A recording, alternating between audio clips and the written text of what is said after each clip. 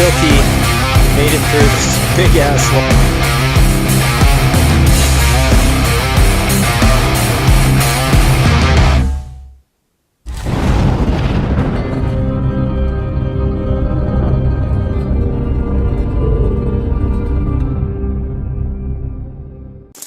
I'm guessing at least 10 inches.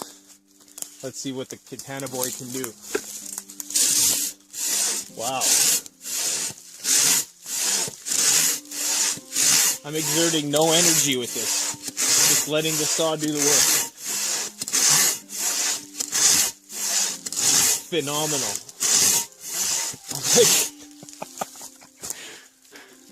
I'm already 3/4 through the log and I've only taken like 10 swipes. Yeah, I'm worried about what's going to happen when I let this thing go. So the Silky Katanaboy 650. What more do I need to say? It's a beast. Just to give you an idea of how tall it is, I'm about 5'9", and I'd say it's at least, yeah, probably about close to 5 feet when it's fully extended. This large handle allows you to get to those hard to reach places that are near the top of the tree, the high hanging fruit, if you will. And just an incredible powerhouse. It's not until you saw with it, you see how beautifully it cuts. It really is a masterpiece. It's one of the best saws on the planet, particularly if you're a prepper and you're thinking about long-term shelter building. If you want to build a log cabin, this paired with a good axe, a good draw knife, you know, a few other woodsman tools, you'd be good to go. But this would be your primary cutting tool. Maybe not so much for falling trees, but once you have them down, this thing is going to process them fast and with almost no effort whatsoever. Really, the amount of effort depends on how fast you want to go. If you want to just do it at a leisurely pace and not burn a lot of calories, then you can do that with this, because those teeth just catch right in there and all you have to do is pull it back. You don't have to put any downward force on it at all. But if you do want to expedite the process, you could. Although Silky recommends that you don't do that, just to preserve the longevity of the saw. I didn't put any oil on it or anything for any of that demonstration. I just took her out of the box and went to town, and it performed marvelously. This is going to give a lot of chainsaws a run for their money. Then you got to think about all the maintenance that you have to do with a chainsaw. You'll easily build yourself a log cabin with one of these. And because the teeth are so long, it's going to make for easier sharpening. So it has a very ergonomic and grippy rubberized handle. So just to give you a sense of how big the Katanaboy actually is, I'm going to show you the Silky Big Boy 2000. I've been using the Katanaboy all day, and this feels incredibly small in my hands right now. And normally this is like considered one of the biggest folding saws there is. And now it just seems puny to me. And it's a great saw, don't get me wrong. I actually processed a lot of the tertiary parts of this tree with it. Still have a lot of work to do, as you can see. But yeah, it's considered a big saw. So when put up to the Katanaboy with its 26 inches of blade length, 650 millimeters for those of you who endorse the metric system. I'm one of them. And huge size difference there, as you can see, almost double, not quite. And the teeth are about twice the size. So Silky has its own patented saw blade design. As you can see, it's just larger on the Katanaboy than it is on the Big Boy 2000.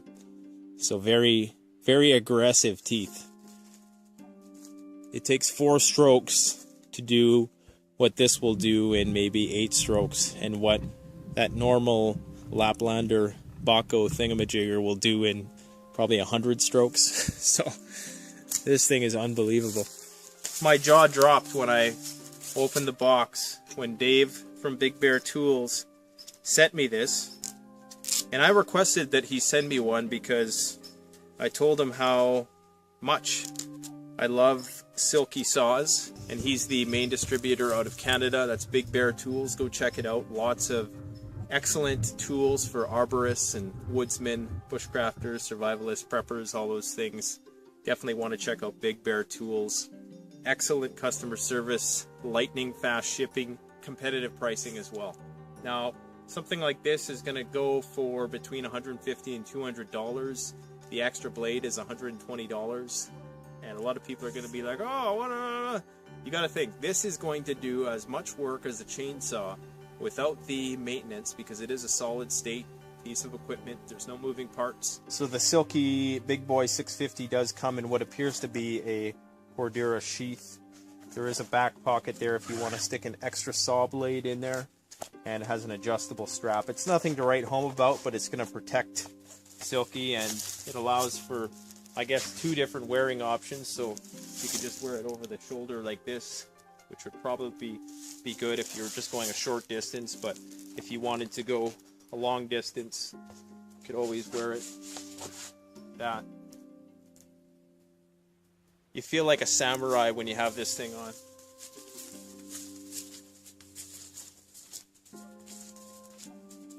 You can just one arm this, and in a few swipes,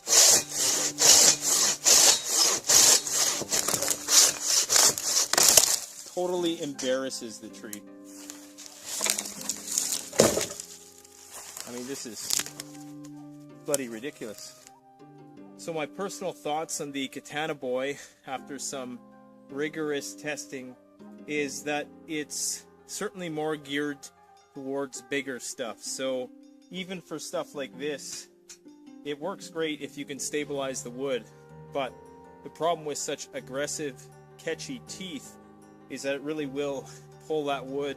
You know, if it's not entirely stationary like this, you know, you're gonna have to put your foot on it, or you know, you're gonna have to maneuver somehow to keep the log stable while you're cutting it, which is not always the case with a smaller blade with smaller teeth, which are just kind of finely cutting it. This thing is like aggressively tearing the crap out of it.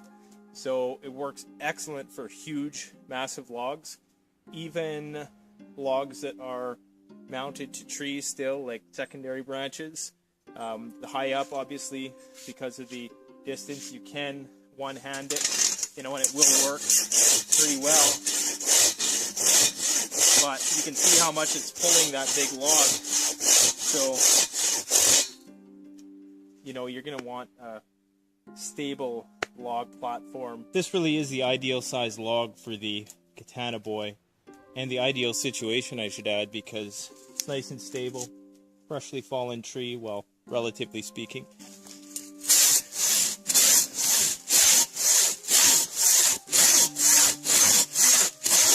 Absolutely no problem.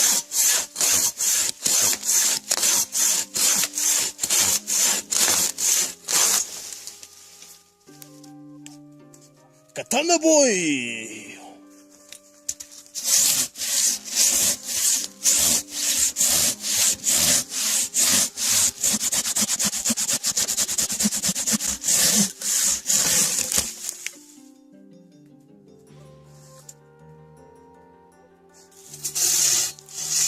I'm not even putting any pressure on the saw right now. Just letting the saw do its work, trying to use the full length of the blade. I see a lot of people not doing that, using the full length of the blade. That's a hard piece of wood.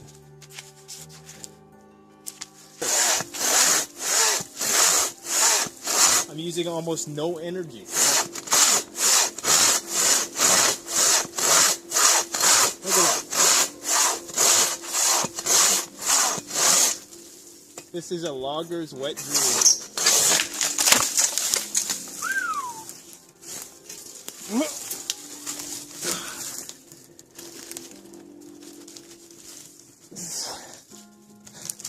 That's a big log.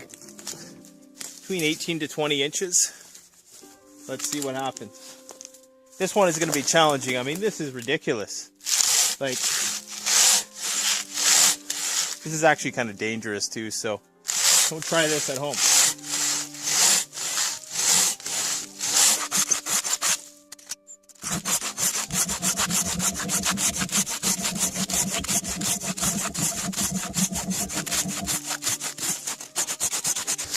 As you can see, it's made it all the way through, and I really don't want to damage the blade. Oh, there we go.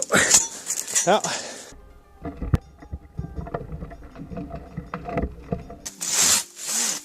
one more, and we got ourselves a nice chair to sit around the campfire with. I mean, look at the size of that, and look at that beautiful cut. It's smooth as a baby's bottom. Beautiful. You could do a lot of long-term shelter construction with this thing. Would be excellent for a long-term bug out situation. Alright guys, we're going to be setting a new standard for ridiculousness here with this cutting game. And right now this seems to be, it's got to be at least a 2-foot log. I don't know how well this is going to go over because it's almost the actual length of the saw blade, but let's try it out. This might take a while. Well, went through the bark nice and good. That's some hard wood.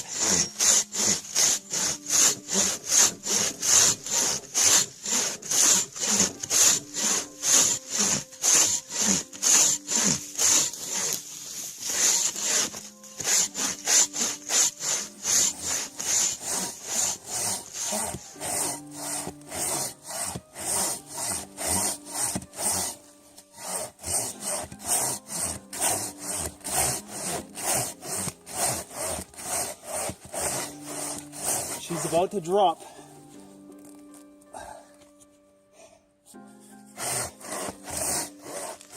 Alright, so as you can see, Silky made it through this big ass log.